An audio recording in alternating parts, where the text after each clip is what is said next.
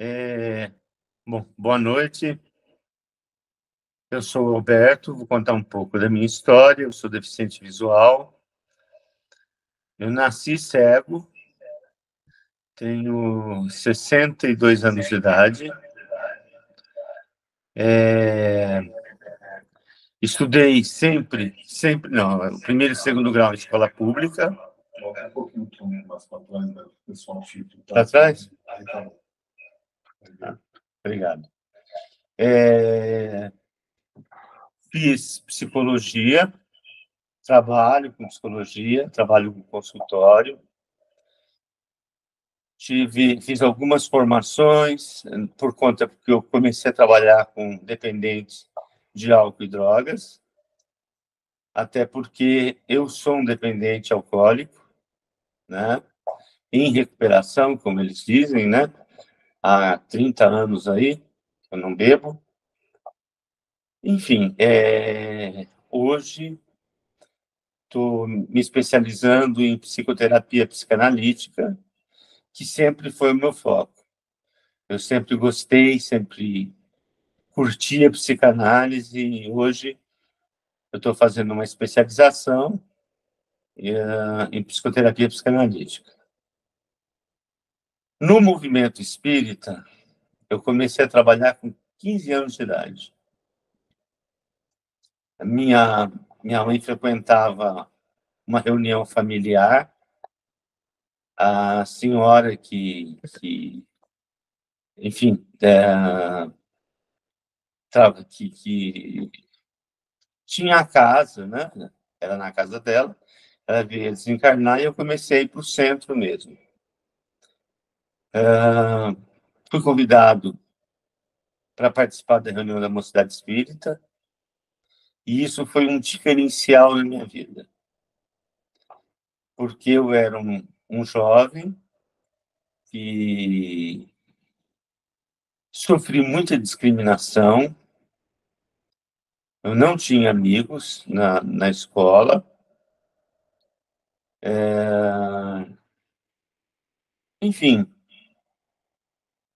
foi uma fase de adolescência muito complicada.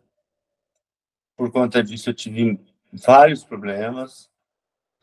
E um dia eu fui convidado por um amigo para participar da mocidade. Eu já estava no centro, comecei a participar. Com 2 ou 3 meses, eu comecei a dar aula na infância, né? E um ano depois, eu deixei de dar aula para coordenar o departamento de infância da região da minha cidade, né? Vim para São Paulo com 20 anos. Eu vim para fazer um curso de orientação e mobilidade, ou seja, usar uma bengala, porque outras coisas eu já tinha braille, eu já tinha segundo grau completo, naquela época não existia computador, né? Então existia um negócio chamado máquina de datilografia, e eu já tinha datilografia, o que me ajudou hoje, né, com o computador, o teclado é igual. Aliás, uma curiosidade, a máquina de datilografia ela foi criada para que o cego se comunicasse com os videntes. Depois, ela se popularizou e as pessoas começaram a usar. Fiz a minha mobilidade em 4 meses. E a minha vontade de São Paulo era uma coisa muito grande. Desde criança, eu vinha para cá, na casa, tinha padrinhos aqui. Eu falava com 5, 6 anos de idade, e dizia, eu vou morar nessa cidade. E estou aqui há 40 anos. E não penso voltar tão cedo. Aliás, não penso voltar. Fiz a psicologia. Uma outra paixão que eu tive na vida foi o teatro. Tá? Então, eu tinha uns amigos que eles tinham um grupo de teatro,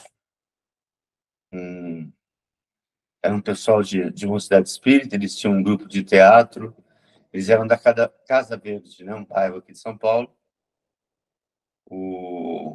E esse amigo falou, vai ter um curso para teatro no SESI, no Teatro Popular do SESI, você não quer fazer teste? Fiz, passei, fiz mais ou menos um ano, mas aí apertou com a faculdade, e aí tive que fazer uma opção, né? Onde eu ia ganhar menos dinheiro, ou no teatro ou na psicologia. E foi uma opção difícil, mas eu achava que naquela época seria muito complicado ser cego e estar no palco, né? Então eu fui para psicologia, jurando que um dia eu ainda fazia psicodrama, não fiz até hoje, mas eu continuo jurando que vou fazer psicodrama um dia. E daí foi essa a minha caminhada. Nessa época eu comecei também a beber, fiz uso abusivo do álcool, muitas vezes coloquei minha vida em risco, mas a base que eu tinha, a base espírita que eu tinha, a base de companheirismo, de amigos, eu acabei não indo tão longe quanto eu poderia ter ido, né? Se vocês me perguntarem hoje se eu me considero um alcoólatra, eu vou dizer que não. Eu fiz um uso abusivo do álcool, mas não tenho mais necessidade nenhuma, não gosto, não quero, né? Fui um fumante também, parei de fumar, ou seja, eu fiz tudo o que deveria ter feito e que eu não deveria também. Mas deveria, né? Deveria.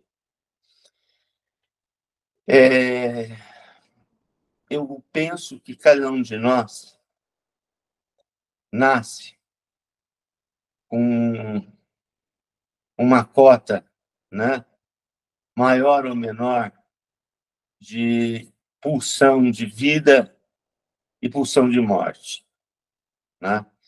Eu acho que embora tivesse essa pulsão de morte meio que acentuada, mas a minha pulsão, a minha gana de viver, de conhecer, de ir além daquilo que eu podia ou daquilo que era determinado por uma pessoa cega, me fez chegar onde eu cheguei. A minha escolarização foi péssima. Eu estudei um ano em classe especial, que é uma experiência horrível. Não sei se vocês conhecem, se ainda existe, né? Hoje são chamadas salas de recurso, que eu acho que seria mais interessante, mas naquela época não. Então, minha primeira série foi em sala especial, e como eu não aprendi nada, eu fui passado para a segunda série, numa tentativa de integração com uma classe comum. Terceira série eu também fui passado, e, graças a Deus, uma professora de São Paulo escolheu a Adamantina, né, minha cidade, para trabalhar. E ela realmente chegou ao final do ano e ela viu que eu não tinha condições de continuar e me propôs que eu repetisse o ano. E foi a melhor coisa que aconteceu na minha vida. Para vocês terem uma ideia, na escola estadual, naquela época, e não sei se ainda... hoje não, mas naquela época, sim. Hoje não, porque as pessoas que têm dinheiro têm acesso à escola particular. Mas naquela época, não. A escola pública era mais ou menos boa, né? Então, os filhos de pessoas com mais dinheiro ficavam na classe A, outros na classe B, e eu fui para a classe C, porque nenhum professor me queria.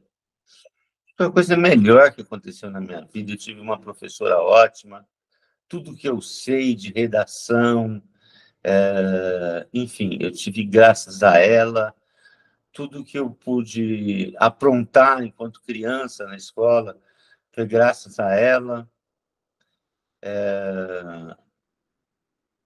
Mas essa foi a minha base. Estudar,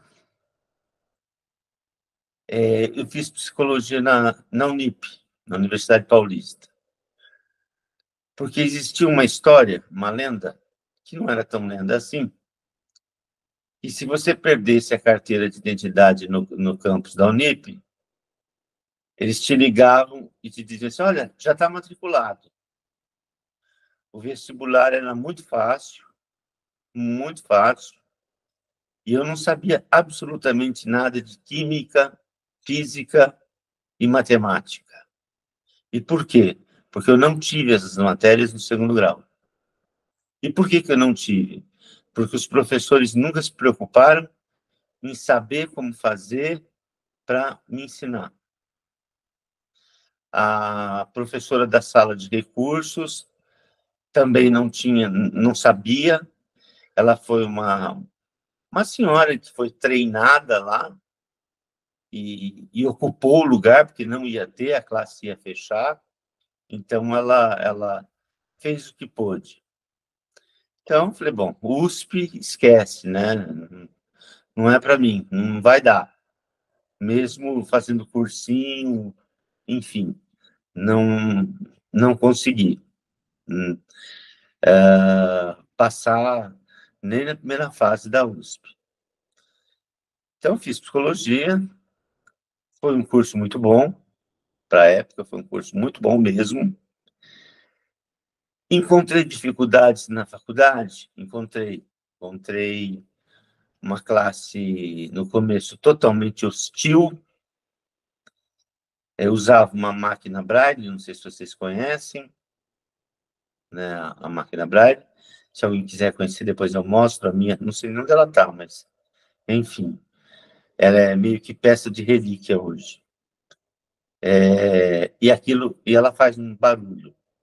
Então, muita gente procurava sentar longe de mim por conta do barulho. Mas, mais uma vez, a vida me trouxe muitas coisas boas. Foi um pessoal do centro acadêmico que passou nas classes convidando quem gostaria de trabalhar no centro acadêmico. E eu fui para o centro acadêmico.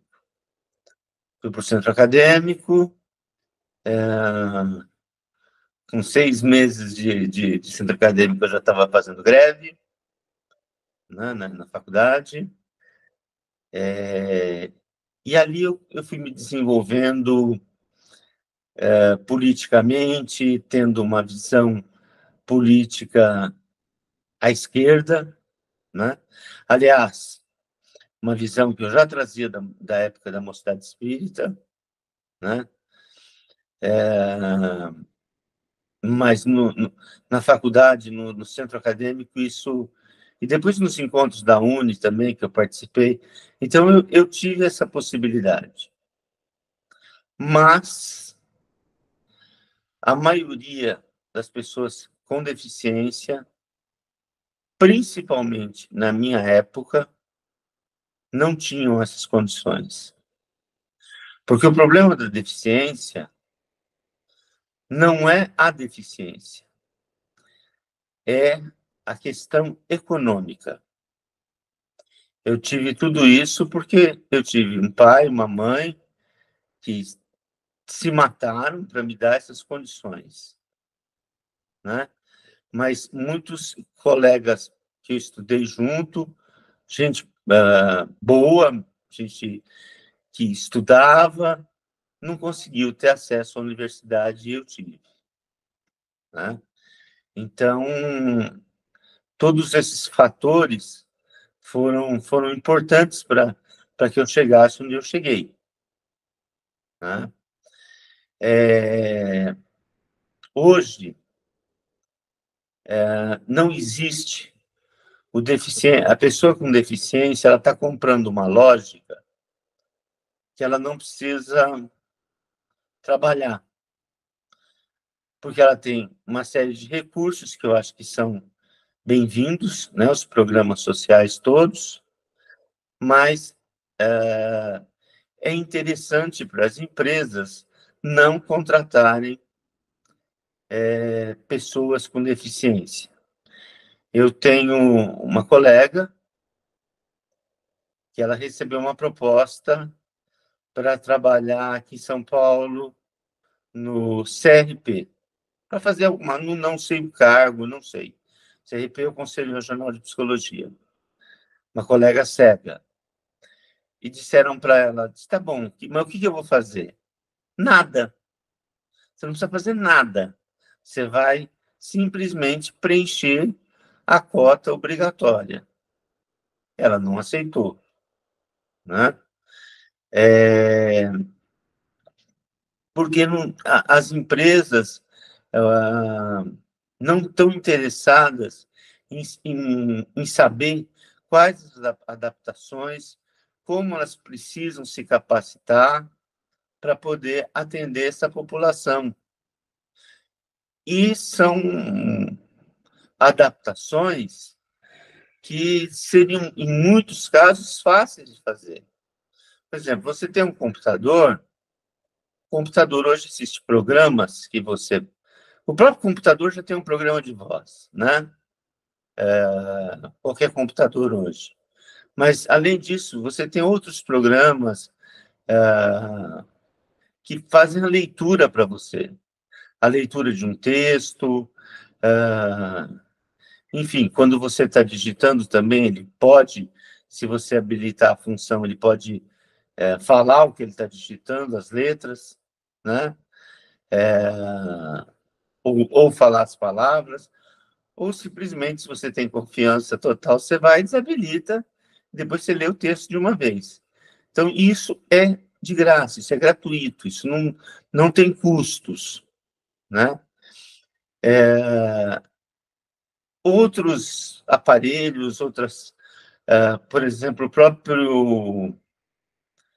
o próprio scanner, você pode digitalizar um livro, ou você pode comprar um livro já em formato acessível, que não é tão caro, não é o mesmo preço de um livro comum, em papel.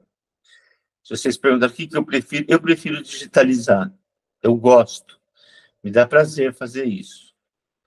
Mas já tem esses recursos. Só que eles não são usados. E os próprios deficientes, na sua maioria, eles não têm o conhecimento que isso existe. E um grande entrave para a vida do deficiente é a família, né? A família, por exemplo, eu conheço um rapaz de 30, hoje ele já deve ter quase uns 40, que a mãe, ele é cego, né? A mãe põe pijama, a mãe põe blusa, a mãe não deixa que ele faça nenhum tipo de curso. Então, qual é a vida desse rapaz? É ficar no computador o dia inteiro, né? E uma vez eu fui falar, mas, por que você não pega a bengala, sai, vai na sua cidade relativamente pequena, vai para a vida? A resposta dele foi, tá bom, e se eu for atropelado na esquina? Você vai fazer o quê? Eu fiquei quieto, não tinha o que dizer, né? Mas é uma realidade, eu posso ser atropelado. Isso não quer dizer que eu vou parar em casa. Hoje eu paro, tá, gente? Hoje, com 62 anos, o fogo diminuiu, tá? Mas quando eu era jovem, nunca parei em casa. Eu sempre saí. Eu vim para São Paulo, eu sabia que eu ia ter minha liberdade física, minha liberdade de pensamento, minha liberdade sexual, e eu aproveitei disso com toda a intensidade. Então, eu sempre saí sozinho. Se eu estava em casa e me dava vontade de sair, pegava bengala, sem pensar meio nas consequências. Naquela época também não era tão perigoso. Pegava minha bengala, pegava um ônibus e ia embora para onde quisesse, né? Hoje já não. Hoje já penso 500 vezes. E se precisar, mais 500 e fico em casa. Mas ainda existem muitas barreiras para as pessoas com deficiência. Estava com um amigo, 2 semanas, ele está em São Paulo, ele está fazendo um tratamento, ele é deficiente físico, ele consegue um pouco de mobilidade fora da cadeira, mas é muito pouca, né? Dá ali para ele ficar em casa sem usar cadeira, enfim. Mas para ele sair, a cadeira motorizada pesa 100 quilos. Para colocar num carro, é um trambolho. Então, ele teria que usar uma cadeira manual, né? E não motorizada, porque a motorizada não tem como. As ruas, às vezes você tem uma rampa no começo de uma calçada e no final da calçada você tem um degrau. Para o cego, isso não é tão problema, porque você tem a bengala. A bengala são seus olhos, né? O cego tem a possibilidade de um cão-guia, né? Que é muito caro também. Não o preço, você não paga pelo cão, você paga pelo adestramento. Antigamente existiam empresas que investiam nisso, mas pelo que a gente está sabendo, a fila para ter um cão-guia é muito grande. Eu tive uma cachorra maravilhosa, mas que a cachorra não se adaptou muito bem com o cachorro aqui, então eu tive que devolver. A gente não se adaptou, porque eu e a bengala a gente se entende muito bem, né? Então, eu penso que é preciso que a gente comece a buscar e a participar, entender. Eu trabalhei para um candidato a deputado estadual em 86, né? E ele dizia uma coisa que é muito interessante. A sociedade, ela é um conjunto de pessoas com deficiência. Não existe a tal da normalidade, né? Então, quando a gente pensa em capacitar alguém, quando nós pensamos, nós temos que pensar em nos capacitar. Nós temos que entender que o problema é nosso também. Nós temos que entender qualquer um de vocês, qualquer um, pode ficar cego amanhã. Qualquer um de nós pode ficar paraplégico, né? São condições que... Então, a gente tem que começar a olhar para isso. A gente tem que começar a pensar nisso. E aí se engajar em movimentos que lutem por isso. Tudo bem, na faculdade, hoje, eu uso elevador, né? Eu uso elevador. Aliás, eu não, todo mundo usa elevador. Embora tenha escada rolante. Mas na época que eu fiz faculdade, tinha um elevador lá meio maluco, que às vezes você estava descendo, subindo, e ele começava a sair faísca. Ninguém queria usar ele, né? E muito menos eu subia, pegava escada, mas Hoje não dá mais. Até porque eu passei por uma situação, eu tive um câncer no ano passado, tive que colocar um pino na perna, né? E dói. Nem sempre, mas dói. Então, o que eu puder evitar de escada, eu estou evitando, né? Mas, de qualquer forma, nós temos que começar a pensar nisso.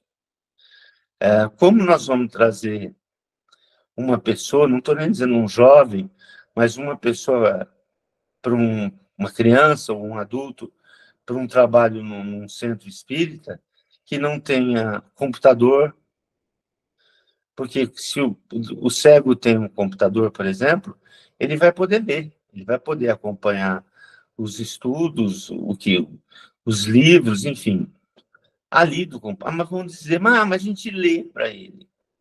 Tá bom, a gente lê, mas nunca é como você pegar o computador e você tá lendo, né?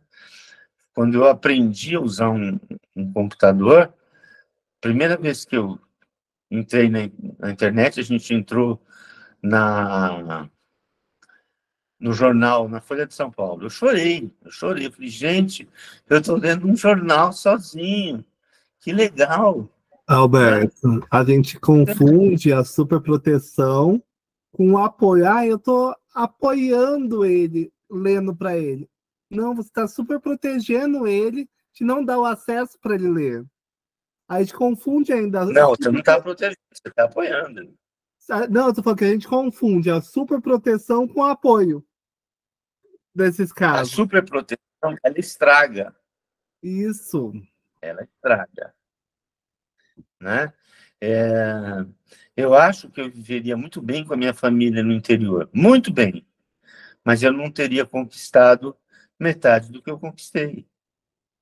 É claro que os pais, é claro que existe uma preocupação, claro que sim, né? E não foi fácil para mim ficar em São Paulo, não foi fácil, porque minha família queria que eu estivesse lá com eles, né? Eu não sou pai, não sei como eu agiria. Na verdade, eu fui meio que pai, sim, mas depois eu conto essa história. Eu tive um filho postiço, um filho adotivo do meu coração, que tinha deficiência física. Então, ele deixou de andar, foi para cadeira de rodas, depois ele deixou de usar os braços, as mãos, né? E, como previsto, ele veio a óbito com 17 anos. Mas nunca, talvez porque eu já tivesse passado por isso, ele nunca foi super protegido. Ele foi protegido, precisava de uma proteção, claro. Ele precisava por exemplo, que a mãe dele pegasse xerox das matérias lá no, porque ele estudou até a última semana de vida, né? Pegasse ali as matérias e copiasse para ele poder estudar. Isso sim, mas super proteger seria colocar ele em casa e falar, não, você vai morrer mesmo, então você fica aqui cercado de todo o conforto, de todo o carinho e tudo mais. Quando o Júlio tinha 15 anos, eu já devia ter quase uns 40 e poucos, no centro que eu participo, a gente fundou uma mocidade meio que para ele também, né? Para ele ter amigos, para ele conheceu pessoas, teve amigo, participou de tudo que podia, de tudo que a gente participava, ele participou, né? Das festas, né? De tudo, tudo. Normalmente, se estava na rua e estava chovendo, tomava chuva como qualquer um de nós, então ele não foi super protegido, né? E isso foi muito importante para que ele tivesse uma qualidade de vida boa, né? E não sofresse tanto, porque deve ser complicado, né? Você saber que você vai partir com 17, 18 anos e ainda assim você não ter amigos, você não ter ninguém, né? Então, a gente sempre fez muita questão que ele tivesse na escola. Detalhe, a escola não tinha rampa, então a escola teve que se adaptar, a classe dele era no andar mais baixo, né? Quando tinha escada, todo mundo carregava na cadeira de roda, todos os amigos, era uma pessoa extremamente conhecida e querida pela escola. Mas são exemplos que são raros, que a gente vê são outras coisas, né? Eu tenho uma pessoa que eu conheço, que mora aí no Nordeste, e, enfim, a mãe morreu, o irmão sumiu, ele não tem absolutamente nada, ele tem uma casa onde ele não pode morar, porque um cuidador dele deixou a porta aberta para que um pessoal entrasse e roubasse tudo que ele tinha. Ainda assim, amarraram ele, não precisava, porque ele não sai da cama sozinho, né? Amarraram, espancaram, e lá ele ficou. Esse foi o Natal dele. O cuidador foi aparecer 4 dias depois. Hoje, algumas pessoas ajudam para que ele tenha um quartinho alugado, né? A namorada também ajuda, mas, enfim, eu fico imaginando se essa pessoa tivesse mais condições, se não tivesse essa vida tão precária e tão difícil, ele chegaria muito longe. É uma pessoa extremamente inteligente, extremamente culta, gosta de ler, né? Enfim, mas não teve acesso a uma universidade, não teve acesso a nada disso. Começou até uma universidade, mas teve que parar porque não tinha transporte, enfim, todas essas coisas, né? Então, são coisas muito simples que podem ser feitas, mas elas não são feitas porque nós criamos um conceito na sociedade de normalidade e que não é real. Ele é como eu disse, qualquer pensar nisso nos choca, porque nós podemos. Quando que eu imaginar que eu ia ter câncer na minha vida? Quando? Nunca, jamais. Hoje eu vejo que sim. Então, graças a Deus eu estou bem, meu PET scan tem dado aí que o câncer está desaparecendo, tá bom, mas ele pode voltar, é uma realidade. E a gente tem que pensar nisso, né? A gente tem que pensar em criar uma sociedade para todos nós. Não é uma sociedade inclusiva, é uma sociedade onde nós vamos nos incluir, porque nós não sabemos o que vai ser. Nós vamos envelhecer, por exemplo. E aí? Como é que vai ser? Quer dizer, vocês vão envelhecer, né? Porque eu já envelheci, né? Como é que é isso? Muda tudo. Então, a gente tem que começar a pensar nisso, numa sociedade que nos inclua. E para a gente ter essa sociedade que nos inclua, nós temos que ter uma sociedade mais justa, uma sociedade onde exista uma distribuição mais justa da renda, tá? De oportunidades, uma sociedade que se preocupe com o próximo, uma sociedade fraterna, mas não fraterna no sentido de piedade, porque ninguém precisa de piedade, a gente precisa de oportunidade, né? E uma sociedade onde a riqueza se concentra na mão de poucos e muitos não têm nada, para o deficiente a coisa acaba saindo um pouquinho pior, né? Mas, enfim, eu não quero fazer palestrão, porque eu não gosto, eu quero que vocês conversem, vamos conversar, vamos trocar experiência aí.